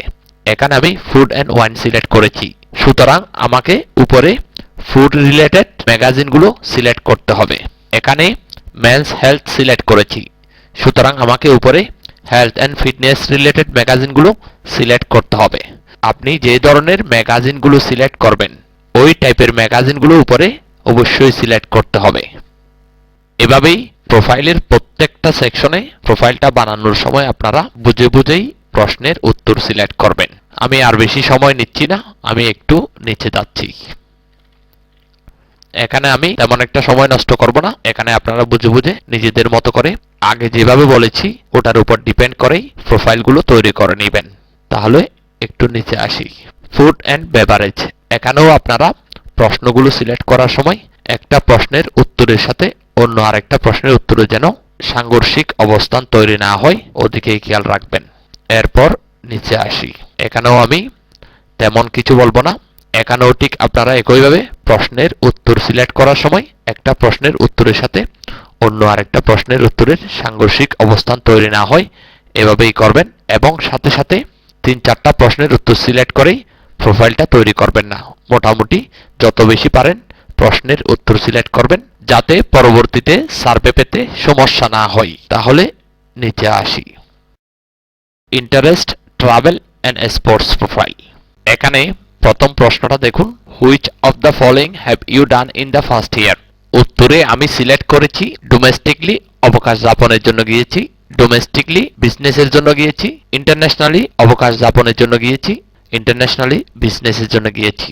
এরপর এই প্রশ্নটা একটু দেখি, for which purpose do you travel by plane. এই প্রশ্নটার উত্তর উপরের এই প্রশ্নটার উত্তরের উপরেই ডিপেন্ড করবে। যেহেতু আমি এখানে দেখিয়েছি আমি অবকাশ এবং বিজনেসের জন্য দেশের বাইরে যাই, সুতরাং আমি এখানে অবকাশ এবং বিজনেসের জন্য প্লেন ইউজ করি, এটাই হবে। এরপর একটু নিচে আসি। এখানে যে প্রশ্নগুলো দেখতেছেন একটার উত্তর অন্যটার সাথে সম্পর্কিত, সুতরাং প্রশ্নের উত্তর দেওয়ার সময় প্রত্যেকটা প্রশ্ন পড়ে পড়ে বুঝে তারপরেই উত্তর সিলেক্ট করবেন। এরপর এই প্রশ্নটা একটু দেখি, which of the following destination outside of US did you visit during the first 2 years. গত 2 বছরে যুক্তরাষ্ট্রের বাইরে আপনি কোথায় কোথায় ভিজিট করেছেন। এখানে আমি সিলেক্ট করেছি সাউথ আমেরিকা, মেক্সিকো, এশিয়া। এরপর এই প্রশ্নটা দেখুন, গত 1 বছরে অবকাশ যাপনের জন্য নিচের কোন ডেস্টিনেশনে ভিজিট করেছেন, এবং এই প্রশ্নটা দেখুন, গত 1 বছরে ব্যবসার উদ্দেশ্যে নিচের কোন ডেস্টিনেশনে ভিজিট করেছেন। এই দুইটা প্রশ্ন ভেঙে ভেঙে করেছে, আপনাকে জিজ্ঞেস করতেছে অবকাশ যাপনের জন্য কোথায় গেছেন এবং ব্যবসার জন্য কোথায় গেছেন, কিন্তু উপরের এই প্রশ্নে অবকাশ বা ব্যবসার কথা মেনশন করা নেই। আপনি দেশের বাইরে কোথায় গেছেন সেটাই জিজ্ঞেস করা হচ্ছে, সুতরাং আপনি দেশের বাইরে যেই সব ডেস্টিনেশনে গেছেন অবকাশ যাপনের জন্য গেলেও এটার মধ্যে থেকে হবে, ব্যবসার জন্য গেলেও এটার মধ্য থেকে হবে, সুতরাং এই প্রশ্নের উত্তর এবং এই প্রশ্নের উত্তর এর মধ্য থেকেই হবে। এরপর একটু নিচে আসি। এই প্রশ্নটা একটু খেয়াল করুন, which domestic airlines have you flown with during the last 12 months. গত 12 মাসে আপনি নিচের কোন ডোমেস্টিক এয়ারলাইন্সে ফ্লাই করেছেন। এখানে আমি দিয়েছি ডেল্টা এয়ারলাইন্স এবং সাউথ ইস্ট এয়ারলাইন্স। এই প্রশ্নটা একটু দেখুন, which of the following frequent flyer programs are you a member. যেহেতু আমি এখানে দেখিয়েছি আমি ডেল্টা এয়ারলাইন্স এবং সাউথ ইস্ট এয়ারলাইন্সে গত 12 মাসে ফ্লাই করেছি, সুতরাং এখানে ফ্লায়ার প্রোগ্রাম সিলেক্ট করার সময় ডেল্টা স্কাই মিলস এবং south east airlines rapid rewards এই দুইটা সিলেক্ট করেছি। এইসব ফ্লায়ার প্রোগ্রামগুলোর মেম্বার হয় বেসিক্যালি কিছু রিওয়ার্ডস পাওয়ার জন্য, সুতরাং যেসব এয়ারলাইন্সের আপনি ফ্লায়ার প্রোগ্রাম মেম্বার হবেন ওইসব এয়ারলাইন্সেই চড়বেন, এটাই স্বাভাবিক। সুতরাং ফ্লায়ার প্রোগ্রামগুলো সিলেক্ট করবেন এই প্রশ্নের উপর ডিপেন্ড করে। এরপর which international airlines have you flown with during the last 12 months. আপনি গত 12 মাসে নিচের কোন ইন্টারন্যাশনাল ফ্লাইটগুলোতে ফ্লাই করেছেন। এই প্রশ্নটা ডিপেন্ড করবে উপরে এই প্রশ্নটার উপরে। আপনি যুক্তরাষ্ট্রের বাইরে যেসব ইন্টারন্যাশনাল ডেস্টিনেশনে ফ্লাই করেছেন ওই সব জায়গায় যেসব ইন্টারন্যাশনাল ফ্লাইট আছে ওই সব ফ্লাইটগুলো আপনি সিলেক্ট করবেন। এরপর একটু নিচে আসব। নিচে এসে এক্সট্রা প্রোফাইল, এই সেকশনেও আপনারা প্রত্যেকটা প্রশ্ন পড়ে নিজেকে একজন আমেরিকান হলে কি উত্তর দিবেন ওভাবে চিন্তা করেই প্রোফাইলটা তৈরি করে নিন। এখানে তেমন একটা থ্রেট নেই, কিন্তু আপনাদেরকে প্রশ্নগুলো পড়ে বুঝেই উত্তর দিতে হবে। এরপর আমাদেরকে আরেকটা ছোট প্রোফাইল তৈরি করতে হবে। তাহলে চলুন এই প্রোফাইলটা সম্পর্কে জেনে নেওয়া যাক। প্রথমেই আমি আলোচনা করব PRSRBY.com। এটা কোন ধরনের সাইট, এটা কারা ব্যবহার করে এবং কি জন্য ব্যবহার করে। এই সাইটটা সম্পর্কে আসলে বিস্তারিত কোনো তথ্য ইন্টারনেটে পাওয়া যায়নি, তবে এতটুকু বোঝা গেছে এটা একটা ফ্রড প্রোটেক্টিং সাইট, মানে এটা একটা সিকিউরিটি রিলেটেড সাইট। আর এই সাইটের মালিক হচ্ছে প্রোডেস লিমিটেড নামক একটা কোম্পানি, যে কোম্পানিটা সোয়াগবাক্স, মাই পয়েন্টস এবং ইনবক্স ডলারের মালিক। তাহলে মূল কথায় আসা যাক, এই সাইটের কাজ কি? এই সাইটের মূল কাজ হচ্ছে ফ্রড প্রোটেক্টিং করা, মানে স্ক্যামিং বন্ধ করা, যেটা আমরা অলরেডি করতেছি। আমি আগেও বিভিন্ন ভিডিওতে বলেছি আমরা সার্ভে করি স্ক্যামিং করে। আমাদেরকে আটকানোর জন্যই বেসিক্যালি এই সাইটটি ব্যবহার করা হয়। তার মানে যারা সোয়াগবাক্স, মাই পয়েন্টস এবং ইনবক্স ডলারে কাজ করে তাদের জন্য এটা একটা খুবই গুরুত্বপূর্ণ সাইট। স্ক্রিনে যে অ্যানালাইসিসটা দেখা যাচ্ছে এটা আমি একটা ওয়েবসাইট অ্যানালাইসিস সাইট থেকে নিয়েছি। দেখুন এটা অনেকটা সিকিউরিটি টানেলের মতো কাজ করে। এখানে আপনাকে সোয়াগবাক্স, মাই পয়েন্টস বা ইনবক্স ডলার থেকে PRSRBY.com নামক একটা সাইটে রিডাইরেক্ট করবে। তারপর এখানে কিছু ক্রিটিক্যাল প্রশ্ন করে আপনি অথেন্টিক কিনা সেটা পরীক্ষা করবে। আপনি যদি নিজেকে অথেন্টিক হিসেবে প্রুভ করতে পারেন দেন আপনাকে আরেকটা সাইটে রিডাইরেক্ট করবে, অন্যথায় আপনাকে সার্ভে ব্লক করা হবে অথবা আপনার অ্যাকাউন্ট ব্লক করা হবে। এই প্রত্যেকটা বিষয় বিবেচনা করে আমি আমাদের মূল প্রোফাইলের সাথে এই সাইটের জন্য এক্সট্রা একটা সার্ভে প্রোফাইল ফরম্যাট তৈরি করেছি। এরপর আমরা দেখব এই প্রোফাইলটি কিভাবে তৈরি করতে হয়। তাহলে চলুন আবার প্রোফাইলে যাই। প্রোফাইলে এসে এখানে শুধুমাত্র PRSRBY.com এর প্রশ্নগুলো নিয়ে একটা নতুন স্প্রেডশিট করেছি। দেখুন ব্ল্যাঙ্ক প্রোফাইলের পাশে PRSRBY.com নামক একটা স্প্রেডশিট আছে, এটাতে ক্লিক করব। ক্লিক করার পরেই দেখুন এখানেও আমি প্রশ্নগুলোকে গ্রুপ ওয়াইজ বিভিন্ন কালারে হাইলাইট করেছি। শুরুতে বেগুনি কালারের যে 5টা প্রশ্ন আছে এই প্রশ্নগুলো আপনারা নিজেরা নিজেদের ইচ্ছে মতো ড্রপ ডাউন লিস্ট থেকে উত্তর সিলেক্ট করে দিতে পারবেন। তবে এই প্রশ্নগুলো সিলেক্ট করার সময় দেখুন এখানে আপনাকে 4টা আইটেমস সিলেক্ট করতে বলা হয়েছে। সুতরাং এই প্রশ্নগুলো সিলেক্ট করার সময় আপনারা এখানে যে কয়টা আইটেম সিলেক্ট করতে বলা হয়েছে হুবহু এই কয়টা আইটেম সিলেক্ট করবেন। তাহলে এই প্রশ্নের জন্য আমি এখানে 4টা আইটেম সিলেক্ট করে দিব। আমি যেসব আইটেম সিলেক্ট করতেছি আপনারাও ওইসব আইটেম সিলেক্ট করার দরকার নেই, আপনারা আপনাদের পছন্দ মতো 4টা আইটেম সিলেক্ট করে দিবেন। তাহলে আমি ড্রপ ডাউন লিস্ট থেকে প্রথম উত্তর সিলেক্ট করব ওশান, দ্বিতীয় উত্তর সিলেক্ট করব ফরেস্ট, তৃতীয় উত্তর সিলেক্ট করব একটু নিচে মাউন্টেন, চতুর্থ উত্তর সিলেক্ট করব ফ্লাওয়ার। আমি এখানে হুবহু 4টা সিলেক্ট করেছি। তারপর দ্বিতীয় প্রশ্নে এখানে 3টা আইটেম সিলেক্ট করতে বলা হচ্ছে, তাহলে আমাকে হুবহু 3টা আইটেম সিলেক্ট করতে হবে। তাহলে আমি ড্রপ ডাউন লিস্ট থেকে প্রথমে সিলেক্ট করব মিউজিক, তারপর দ্বিতীয় সিলেক্ট করব ফুটবল, তৃতীয় সিলেক্ট করব সকার। আমি এখানে 3টা সিলেক্ট করে দিলাম। এর পরের প্রশ্নে এখানে 3টা অ্যাট্রিবিউট সিলেক্ট করতে বলা হচ্ছে, তাহলে আমি ড্রপ ডাউন লিস্ট থেকে প্রথমটা সিলেক্ট করব মডার্ন, তারপর দ্বিতীয় সিলেক্ট করব ন্যাচারাল, তৃতীয় সিলেক্ট করব স্টাইলিশ। আমি এখানে 3টা অ্যাট্রিবিউটস সিলেক্ট করে দিলাম। এর পরের প্রশ্নে এখানে 2টা আইটেম সিলেক্ট করতে বলা হচ্ছে, তাহলে আমি এখান থেকে প্রথমটা সিলেক্ট করব সালাদ, দ্বিতীয় আইটেম সিলেক্ট করব ভেজিটেবল। এর পরের প্রশ্নে এখানে 2টা সিটি সিলেক্ট করতে বলা হচ্ছে, তাহলে এখান থেকে আমি সিলেক্ট করব 1 number Sydney, 2 number Las Vegas. আমি এই 2টা সিটি সিলেক্ট করলাম। এই 5টা প্রশ্নে আপনারা আপনাদের নিজেদের ইচ্ছা মতো সিলেক্ট করতে পারবেন। আমি যেভাবে সিলেক্ট করেছি হুবহু ওভাবে সিলেক্ট করার দরকার নেই, আপনারা আপনাদের নিজেদের পছন্দ মতো সিলেক্ট করে দিবেন। এরপর একটু নিচে আসব। নিচে এসে রেড লাইট কালার গ্রুপে এখানে একই রকমের 6টা প্রশ্ন আছে। প্রত্যেকটা প্রশ্ন একই রকম, প্রশ্নগুলো একই রকম হলেও উত্তর কিন্তু ভিন্ন, যে কারণে আপনাদের মাঝে একটা কনফিউশন তৈরি হতে পারে। দেখুন এখানে প্রশ্ন করা হয়েছে নিচের এই লিস্টের কোম্পানি, ব্র্যান্ড বা রিটেইলার থেকে আপনারা গত 1 মাসে কিছু কিনেছেন কিনা। এই প্রশ্নের নিচে উত্তর দেওয়ার ঘরে কিছু ব্র্যান্ড বা রিটেইলারের নাম আছে। নিচের প্রশ্নে উত্তর দেওয়ার ঘরেও ভিন্ন কোম্পানি বা রিটেইলারের নাম দেওয়া আছে। তার মানে প্রশ্নগুলো একই হলেও প্রশ্নের উত্তর দেওয়ার অপশন ভিন্ন। তবে কিছু ঝামেলাও আছে, কিছু নির্দিষ্ট ব্র্যান্ড বা রিটেইলারের নাম একাধিক প্রশ্নের উত্তরের মধ্যে ঢুকিয়ে দিয়েছে। বেসিক্যালি এটাই হচ্ছে এই প্রশ্নের একটা ফাঁদ। দেখুন এখানে এই প্রশ্নের নিচে উত্তর দেওয়ার ঘরে ম্যাকডোনাল্ড আছে। এবার এই প্রশ্নে দেখুন এই প্রশ্নের নিচেও ম্যাকডোনাল্ড আছে, কিন্তু বাকি অপশনগুলো ভিন্ন। এখানেই আপনারা ভুল করে বসতে পারেন। এই কারণে আমাদেরকে প্রশ্নগুলো সিলেক্ট করার সময় এমনভাবে সিলেক্ট করতে হবে যাতে একটা প্রশ্নের উত্তরের সাথে অন্য আরেকটা প্রশ্নের উত্তরের সাংঘর্ষিক অবস্থান তৈরি না হয়। কোনো প্রশ্নের নিচে উত্তর হিসেবে কোনো নির্দিষ্ট ব্র্যান্ড বা রিটেলারকে ইয়েস দিলে বাকি প্রশ্নের নিচেও ওই নির্দিষ্ট রিটেলারের অপশন থাকলে অবশ্যই ইয়েস দিতে হবে। যেমন ধরুন আপনি এই প্রশ্নের উত্তর হিসেবে আপনি বলেছেন আপনি গত 1 মাসে ম্যাকডোনাল্ডস থেকে কিছু কিনেছেন, তার মানে আপনি ইয়েস সিলেক্ট করেছেন। এই প্রশ্নের ক্ষেত্রে যদি আপনি ম্যাকডোনাল্ডস থেকে কিছু কিনেননি অর্থাৎ নো দেন, তাহলে আপনি উপরের প্রশ্নে যেই উত্তর দিয়েছেন এটার সাথে পরের প্রশ্নে যে উত্তর দিয়েছেন এটা টোটালি অপোজিট। হয় আপনার প্রথম কথাটা মিথ্যে ছিল, না হয় এর পরের কথাটা মিথ্যে। এই কারণে আপনারা প্রশ্নগুলোর উত্তর দেওয়ার সময় সতর্কভাবে উত্তর দিতে হবে।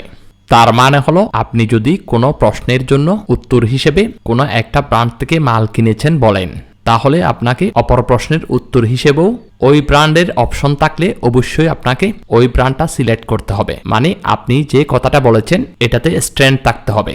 এখানে যেহেতু আমি ম্যাকডোনাল্ডে ইয়েস দিয়েছি, তাহলে আমাকে অবশ্যই অন্য প্রশ্নের উত্তর হিসেবেও ইয়েস দিতে হবে। আর এখানে যদি আমি নো সিলেক্ট করি, তাহলে এই প্রশ্নের উত্তর হিসেবেও অবশ্যই নো সিলেক্ট করতে হবে। মানে আমি যা বলতেছি প্রশ্নগুলো যেভাবেই করা হোক না কেন আমার কথাগুলো কনস্ট্যান্ট থাকতে হবে। এখানে আরেকটা বিষয় আছে, অনেকেই দেখলাম হ্যাসেল বা ভুল বুঝাবুঝি থেকে বাঁচতে প্রত্যেকটা প্রশ্নের নিচে প্রত্যেকটা রিটেইলার বা ব্র্যান্ডকে নো দিয়ে রাখেন।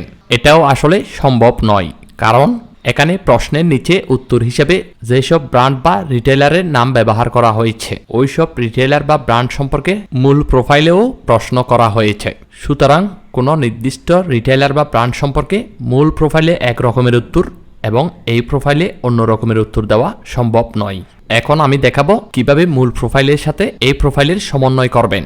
এই সমন্বয়ের জন্য আমাদের প্রথম কাজটা হচ্ছে এখানে যেসব ব্র্যান্ড বা রিটেইলারের নাম ব্যবহার করা হয়েছে ওই সব রিটেইলার বা ব্র্যান্ডের নাম মূল প্রোফাইলে ব্যবহার হয়েছে কিনা নিশ্চিত হওয়া। এই কাজটা আপনারা খুব সহজভাবে করার জন্য এখানে যেসব ব্র্যান্ড বা রিটেইলারের নাম ব্যবহার করা হয়েছে এগুলোর মধ্যে যেসব ব্র্যান্ড বা রিটেইলারের নাম মূল প্রোফাইলে ব্যবহার হওয়ার পসিবিলিটি আছে এগুলোকে নিয়ে আমি একটা লিস্ট করেছি। ওই লিস্ট এই ভিডিও ডেসক্রিপশন বক্সে দেওয়া আছে, আপনারা লিস্টটি ডাউনলোড করে নিয়ে নেবেন। তাহলে চলুন লিস্টটি ওপেন করব। আমি লিস্টটি ওপেন করলাম। এখানে প্রথম 11টা ব্র্যান্ড বা রিটেইলার মূল প্রোফাইলে ব্যবহার হওয়ার পসিবিলিটি আছে। এই 11টা রিটেইলার বা ব্র্যান্ডকে মূল প্রোফাইলে ইউজ হয়েছে কিনা চেক করার পরে ইয়েস বা নো দিবেন। এরপর নিচে এখানে 8টা রিটেইলার বা ব্র্যান্ড রেখেছি। এই 8টা রিটেইলার বা ব্র্যান্ডকে আপনারা নিজেদের ইচ্ছা মতো চাইলে ইয়েস দিতে পারবেন অথবা নো দিতে পারবেন। আর এই পুরো লিস্টে যেসব রিটেইলার বা ব্র্যান্ডের নাম আছে এগুলো ব্যতীত বাকি যেসব রিটেইলার বা ব্র্যান্ডের নাম আছে এগুলো প্রত্যেকটা নো দিয়ে দিবেন। তাহলে আপনাদের আর মিসআন্ডারস্ট্যান্ডিং হওয়ার কোনো সুযোগ থাকবে না। বিষয়টা আরেকটু ক্লিয়ার করি। এখানে যেসব রিটেইলারের নাম আছে এর মধ্যে এই 11টা রিটেইলারের ইয়েস বা নো দিতে হবে আপনার মূল প্রোফাইলে ইয়েস বা নো দিয়েছেন কিনা তার উপর ডিপেন্ড করে। তার মানে হলো এই 11টা রিটেইলার আপনি আপনার ইচ্ছা মতো দিতে পারবেন না। আপনার মূল প্রোফাইলে ইয়েস দিয়েছেন নাকি নো দিয়েছেন তার উপর ডিপেন্ড করেই এই 11টা রিটেইলারের ব্যাপারে উত্তর দিতে হবে। তাহলে এখানে আমাদের প্রথম কাজটা হচ্ছে এই প্রথম 11টা রিটেইলার বা ব্র্যান্ড মূল প্রোফাইলে ব্যবহার হয়েছে কিনা চেক করা। তাহলে চলুন প্রোফাইলটা ওপেন করি। প্রোফাইল ওপেন করার পরেই আপনারা যে মূল প্রোফাইলটা তৈরি করবেন ওই প্রোফাইলে যাবেন। আমিও যে প্রোফাইলটা তৈরি করেছি ওই প্রোফাইলে যাচ্ছি। আমি যে প্রোফাইলটা তৈরি করেছি ওটার নাম দিয়েছি স্যাম্পল প্রোফাইল। প্রোফাইলে আসলাম। আপনারাও আপনাদের যে মূল প্রোফাইলটা তৈরি করবেন ওই প্রোফাইলে যাবেন। দেখুন আবার আপনারাও ভুল করে স্যাম্পল প্রোফাইলে যাবেন না, ব্ল্যাঙ্ক প্রোফাইলে আপনারা যেটা নতুন প্রোফাইল তৈরি করবেন ওই প্রোফাইলে যেতে হবে। ওই প্রোফাইলে যাওয়ার পরে প্রথমে সিলেক্ট করতে হবে হোম বাটন। হোম বাটনে ক্লিক করলাম। হোম টুলবারে একদম ডান পাশে find and select. Find and সিলেক্টে ক্লিক করলাম। তারপরে ক্লিক করব ফাইন্ডে। ফাইন্ডে ক্লিক করার পরেই ওই টেক্সট ফাইল থেকে একটা একটা করে রিটেলারের নাম নিব। প্রথমে ম্যাকডোনাল্ডস নিলাম, তারপর কপি করলাম, কপি করে এখানে পেস্ট দিলাম, পেস্ট দিয়ে ক্লিক করব ফাইন্ড নেক্সট। ফাইন্ড নেক্সটে ক্লিক করার পরেই আমাদেরকে একটা খালি করে নিয়ে এসেছে। তার মানে হলো এখানে এই নামে একটা ডেটা পেয়েছে, কিন্তু এটা প্রোফাইলে ইউজ হয়নি। এইরকম খালি করে নিয়ে আসলে আমাদেরকে অবশ্যই আবার ক্লিক করতে হবে ফাইন্ড নেক্সট বাটনে। আবারও আরেকটা খালি করে নিয়ে এসেছে। যতক্ষণ না পর্যন্ত খালি ঘরের মধ্যে থাকবে ততক্ষণ পর্যন্ত আমাদেরকে ফাইন্ড নেক্সটে ক্লিক করতে হবে। আবার ক্লিক করলাম, দেখুন আবার ক্লিক করার পরেই আমাদেরকে মূল প্রোফাইলে নিয়ে এসেছে। মূল প্রোফাইলে নিয়ে আসার মানে হলো আমরা ম্যাকডোনাল্ডস ইউজ করেছি। অনেকবার ফাইন্ড নেক্সটে ক্লিক করার পরেও যদি মূল প্রোফাইলে নিয়ে না আসে, তাহলে আপনাদেরকে বুঝতে হবে আপনি ওই রিটেলারটি মূল প্রোফাইলে ইউজ করেননি। তাহলে ম্যাকডোনাল্ডসের ক্ষেত্রে আমাদেরকে prsrby.com প্রোফাইলে অবশ্যই ইয়েস দিতে হবে। তাহলে আমরা আবার ওই লিস্টে যাব। এখানে আমরা যেই সব রিটেলার বা ব্র্যান্ড মূল প্রোফাইলে পাবো এগুলো আমরা রেখে দিব, আর যেই সব রিটেলার বা ব্র্যান্ড মূল প্রোফাইলে পাবো না এগুলো আমরা এই লিস্ট থেকে কেটে দিব। তারপর প্রত্যেকটা ব্র্যান্ড বা রিটেলার চেক দেওয়া শেষ হলে এগুলো আমরা prsrby.com প্রোফাইলে গিয়ে কাজে লাগাবো। তাহলে একটা একটা করে প্রত্যেকটা চেক দিয়ে নিই। তারপর ওয়ালমার্ট কপি করলাম, কপি করে এখানে এসে পেস্ট দিলাম, তারপরে দিব ফাইন্ড নেক্সট। এখানে যেহেতু প্রথম ক্লিকে ওয়ালমার্ট পেয়েছি, তার মানে ওয়ালমার্ট আমি মূল প্রোফাইলে ব্যবহার করেছি, তাহলে ওয়ালমার্ট রেখে দিব। তারপর পিৎজা হাট এটাও কপি করলাম, কপি করে এখানে এসে পেস্ট করলাম, পেস্ট করে ফাইন্ড নেক্সট দিব। এখানে আমাদের খালি করে নিয়ে এসছে, তাহলে ফাইন্ড নেক্সট দিব, আবারও ফাইন্ড নেক্সট দিব। দেখুন পিৎজা হাট আমি আমার মূল প্রোফাইলে ইউজ করেছি, তাহলে পিৎজা হাট রেখে দিব। এরপর টাকো বেল কপি করলাম, এখানে এসে পেস্ট দিলাম, তারপর ফাইন্ড নেক্সট। খালি করে নিয়ে এসছে, ফাইন্ড নেক্সট দিব, আবার দিব। দেখুন টাকো বেলও আমি ইউজ করেছি, তার মানে টাকো বেল লিস্টে রাখবো। তারপর হচ্ছে লোস, লোস পুরাটা কপি করবেন না, শুধুমাত্র লোস কপি করবেন। কপি করলাম, এসে এখানে পেস্ট দিলাম, তারপর ফাইন্ড নেক্সট দিব। এখানে মূল প্রোফাইলে পেয়েছে, তার মানে আমি এই লিস্টে রেখে দিব। তারপর কস্টকো কপি করলাম, কপি করে এখানে এসে পেস্ট দিলাম, তারপর নেক্সট দিব। দেখুন কস্টকো এখানে আমার মূল প্রোফাইলে ইউজ হয়েছে, তার মানে এটাও রেখে দিব। তারপর অ্যামাজন কপি করলাম, এখানে এসে পেস্ট দিলাম, তারপর নেক্সট দিব। দেখুন এখানে অ্যামাজন পেয়েছে, তার মানে অ্যামাজন আমি লিস্টে রেখে দিব। তারপর ওয়ালগ্রিনস কপি করলাম, এখানে এসে পেস্ট দিলাম, তারপর দিব ফাইন্ড নেক্সট। খালি করে নিয়ে আসছে, আবার ফাইন্ড নেক্সট দিব, আবার দিব, আবার দিচ্ছি। দেখুন এখানে ওয়ালগ্রিনস খালি করে পেয়েছে, কিন্তু আমার মূল প্রোফাইলে পাইনি। অনেকবার ফাইন্ড নেক্সট দেওয়ার পরেও কিন্তু আমাকে মূল প্রোফাইলে নিয়ে যাচ্ছে না। সুতরাং ওয়ালগ্রিনস আমি আমার মূল প্রোফাইলে ইউজ করিনি, তাহলে আমি এই লিস্ট থেকে এটা কেটে দিলাম। তারপর টার্গেট, টার্গেট কপি করলাম, কপি করে এখানে এসে পেস্ট করলাম, তারপরে দিব ফাইন্ড নেক্সট। খালি করে তারপরে ফাইন্ড নেক্সট, আবার দিব, আবার দিব। দেখুন আমি টার্গেট মূল প্রোফাইলে ইউজ করেছি, তার মানে এটা রেখে দিব। এরপর ক্রগার কপি করলাম, এখানে এসে পেস্ট করলাম, ফাইন্ড নেক্সট। খালি করে নিয়ে এসছে, তারপর ফাইন্ড নেক্সট, ফাইন্ড নেক্সট, আবার দিলাম, আবার দিলাম। আমি যতবারই দিচ্ছি খালি ঘর থেকে যাচ্ছে না, সুতরাং এটা আমি আমার মূল প্রোফাইলে ইউজ করিনি, সুতরাং এটা এখান থেকে কেটে দিব। তারপর সিবিএস কপি করলাম, কপি করে আবার এখানে আসলাম, পেস্ট করলাম, তারপর ফাইন্ড নেক্সট। দেখুন আমি মূল প্রোফাইলে সিবিএস ইউজ করেছি, তার মানে সিবিএস আমি এখানে রেখে দিব। তারপর শামস ক্লাব কপি করলাম, কপি করে এখানে এসে পেস্ট করলাম, তারপর দিব ফাইন্ড নেক্সট, আবার দিলাম, আবার দিলাম, আবার দিলাম। দেখুন শামস ক্লাব আমি মূল প্রোফাইলে ইউজ করেছি, তার মানে আমি এই লিস্টে রেখে দিব।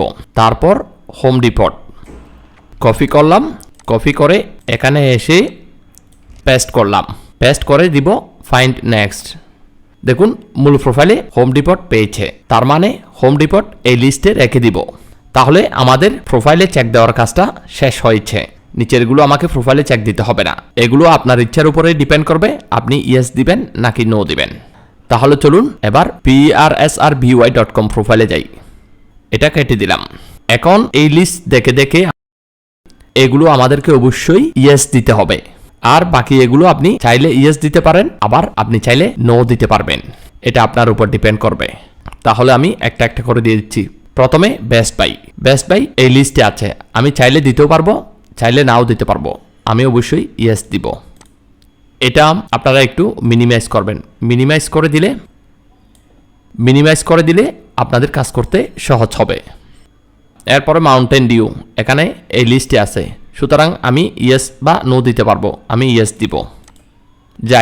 জাইরি এখানে কোনো লিস্টে নাই, সুতরাং আমাদেরকে অবশ্যই নো দিতে হবে। যেহেতু এখানে লিস্টে জাইরি নাই, এটা নো দিতে হবে। ম্যাকডোনাল্ডস এখানে অবশ্যই ইয়েস দিতে হবে। যেহেতু ফার্স্ট লিস্টে আছে, অবশ্যই আমাদেরকে ইয়েস দিতে হবে। তাহলে আমি ম্যাকডোনাল্ডস ইয়েস দিব। তারপর গুচি এই লিস্টে নাই, সুতরাং আমাদেরকে অবশ্যই নো দিতে হবে। তারপর রোলেক্স এই লিস্টে নাই, সুতরাং অবশ্যই নো দিতে হবে। ব্রাডিস এই লিস্টে নাই, সুতরাং অবশ্যই আমাদেরকে নো দিতে হবে। এরপর কোকাকোলা এই লিস্টে আছে, তবে এটা আমার ইচ্ছার উপর ডিপেন্ড করবে। আমি ইয়েস বা নো যে কোনো একটি দিতে পারবো। আমি এখানে ইয়েস দিব। এভাবেই আপনারা একটা একটা করে প্রত্যেকটা সিলেক্ট করে দিবেন। আমি প্রত্যেকটা দেখাচ্ছি না। এরপর নিচে এসে লাইট বেগুনি কালারে এখানে 3টা প্রশ্ন আছে। এই 3টা প্রশ্নও আমাদেরকে ঠিক একই পদ্ধতিতে এই লিস্ট অনুযায়ী পূরণ করে দিতে হবে। যেমন লোস হোম ইমপ্রুভমেন্ট, এটা এই লিস্টে আছে, তাহলে আমাকে অবশ্যই ইয়েস দিতে হবে। তারপর ওয়ালমার্ট এই লিস্টে আছে, তার মানে আমাকে অবশ্যই ইয়েস দিতে হবে। এরপর হাইল্যান্ড সুপার স্টোর এই লিস্টে কোথাও নেই, সুতরাং আমাকে অবশ্যই নো দিতে হবে। এভাবেই আপনারা এই লিস্টের উপর ডিপেন্ড করে নিচের এই 3টা প্রশ্নও দিয়ে দিবেন। তারপর এই প্রশ্নটা ভালো করে পড়ে নিজের মতো করে একটা উত্তর লিখে দিবেন। এই সেটের প্রশ্নগুলো হয়তো তারা ম্যানুয়ালি চেক করবে, সুতরাং লেখার সময় আমাদেরকে অবশ্যই সতর্কতার সাথে লিখতে হবে, যাতে সেন্টেন্সে কোনো ধরনের ভুল না থাকে। তারপর নিচে লাইট বেগুনি কালারে এখানে 2টা প্রশ্ন আছে। এই 2টা প্রশ্নে উত্তর দেওয়ার অপশনে 8টা করে সেন্টেন্স আছে। এই 8টা সেন্টেন্স 2টা গ্রুপে বিভক্ত। এখানে বেসিক্যালি 7টা সেন্টেন্সের ঠিক বিপরীতে আর 7টা সেন্টেন্স দেওয়া হয়েছে, অর্থাৎ এখানে বিপরীতমুখী 4 জোড়া সেন্টেন্স দেওয়া আছে। প্রত্যেকটা জোড়াই একটার বিপরীতে অন্য আরেকটা সেন্টেন্স আছে। আপনারা যাতে খুব সহজেই বুঝতে পারেন, আমি প্রত্যেকটা জোড়াকে একটা নির্দিষ্ট কালারে হাইলাইট করেছি। এখানে খেয়াল করলে দেখবেন প্রত্যেকটা কালারে 2টা করে সেন্টেন্স আছে। এই 2টা সেন্টেন্স একটা অপরটার কাউন্টার। এখানে আমাকে বলা হচ্ছে এই সেন্টেন্সগুলো আমাকে কতটা রিফ্লেক্ট করে, অর্থাৎ এই সেন্টেন্সের সাথে আমি কতটুক এগ্রি বা ডিসএগ্রি, এটা রেটিং করতে বলা হচ্ছে। আমাকে রেটিং করতে হবে 1 থেকে 5-এর মধ্যে। এখানে 5-এ ক্লিক করা মানে হলো আমি এই সেন্টেন্সটার সাথে 100% একমত। 5-এ ক্লিক করা মানে ডেসক্রাইব মি কমপ্লিটলি। আর এখানে আমি যদি 4-এ সিলেক্ট করি, তাহলে এই সেন্টেন্সের সাথে মোটামুটি একমত বোঝাচ্ছে। আর যদি 3 সিলেক্ট করি, তার মানে বোঝাচ্ছে আমি এটার সাথে দ্বিমত পোষণ করি না, পুরোপুরি একমত নয়।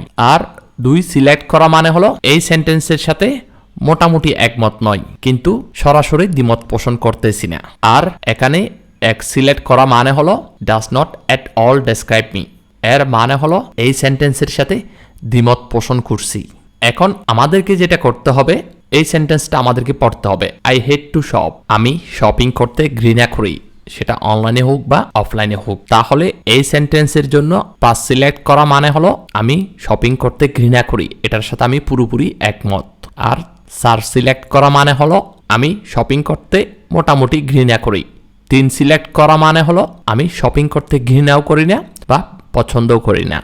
আর 2 সিলেক্ট করা মানে হলো আমি শপিং করতে ঘৃণা করি, এই বাক্যের সাথে আমি কিছুটা দ্বিমত পোষণ করছি। আর 1 সিলেক্ট করা মানে হলো আমি শপিং করতে ঘৃণা করি, এই কথার সাথে আমি সরাসরি দ্বিমত পোষণ করছি, আমি শপিং করতে পছন্দ করি। এখানে তাহলে আমি 1 সিলেক্ট করব। আমি যে সেন্টেন্সের রেটিং করেছি এটা ব্ল্যাক কালার, তাহলে ব্ল্যাক কালারে আরেকটা কাউন্টার সেন্টেন্স আছে, এটা খুঁজে নিব। দেখুন এখানে I am a shopaholic, I love shopping. এই সেন্টেন্সটা যেহেতু আমি 1 সিলেক্ট করেছি, তাহলে চোখ বন্ধ করে এটার কাউন্টার সেন্টেন্সটা 5 সিলেক্ট করব। আই হেট শপিং এটার সাথে দ্বিমত পোষণ করেছি, আমি এক সিলেক্ট করেছি। তার মানে আই লাভ শপিং এটার সাথে আমি সরাসরি একমত পোষণ করছি, এই জন্য আমি সিলেক্ট করেছি 5। অর্থাৎ আমি একটা সেন্টেন্সের জন্য যে রেটিংস দিব এর কাউন্টার সেন্টেন্সের জন্য ঠিক অপোজিট রেটিংস দিব। একইভাবে এই সেন্টেন্স যদি আমি 2 দিই তাহলে এটার কাউন্টার সেন্টেন্স আমাকে অবশ্যই 4 দিতে হবে। আর যদি এই সেন্টেন্সের জন্য 3 সিলেক্ট করি এটার কাউন্টার সেন্টেন্সের জন্য অবশ্যই 3 সিলেক্ট করতে হবে। অর্থাৎ 1-এর বিপরীতে হবে 5, 2-এর বিপরীতে হবে 4, 3-এর বিপরীতে 3। এভাবেই আপনারা বুঝে বুঝে প্রোফাইলটা পূরণ করে নেবেন। prsrby.com প্রোফাইল এতটুকুই।